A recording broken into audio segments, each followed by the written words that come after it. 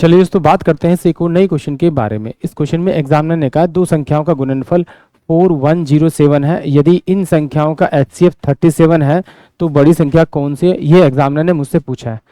तो देखिए, अगर एग्जामिनर ने मुझे इस टाइप का क्वेश्चन दिया है, यानी कहा कि दो संख्याओं का गुणनफल इतना है और उनका HCF ये है, तो आपको ये बताना उनमें सबसे बड़ी संख्या क्या है। तो आप क्या कीजिए, इस 37 से इसको दो बार डिवाइड कर दीजिए, 37 इंटू में 37 से आप इसे डिवाइड कर देंगे तो ये आपका जाएगा आपका 111, और ये 37 से डिवाइड करेंगे तो ये जाएगा आपका 3 पर। तो यानी कि ये मेरे पास जो फैक्टर आया वो 3 आया, इसके को प्राइम फैक्टर तोड़ूंगा तो 3 इंटू में 1 आएगा।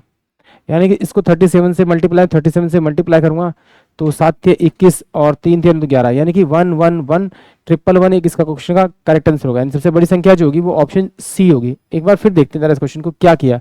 करना तो आपको ऐसे ही है, अगर ये मुझे इसने एलसीएम दिया होता तो मैं इसे एक बार डिवाइड करता, जो नंबर आता उसका फैक्टर तोड़ता और उन दोनों फैक्टर को मैं 37 से मल्टीप्लाई करता, मुझे नंबर मिल जाते।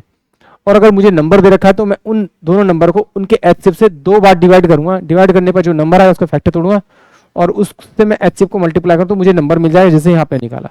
एक बार फिर समझ लेते हैं। मान लेते हैं कि एक नंबर मेरे पास में A37 है आपका, दूसरा नंबर मेरे पास है 37B है। अगर मैं इन दोनों को मल्टीप्लाई कर तो मल्टीप्लाई मेरे पास में 4107 के बराबर आना चाहिए, तो A इंटू में B जो आएगा वो आएगा 4107 अपोन में 37 इंटू में आपका 37 आएगा। इससे इसको काटेंगे तो ये 111 आएगा मेरे पास में, इससे इसको काटेंगे तो ये 3 पर जाएगा, यानी A इंटू में B की जो वैल्यू आ गई मेरे पास में वो 3 आ गई।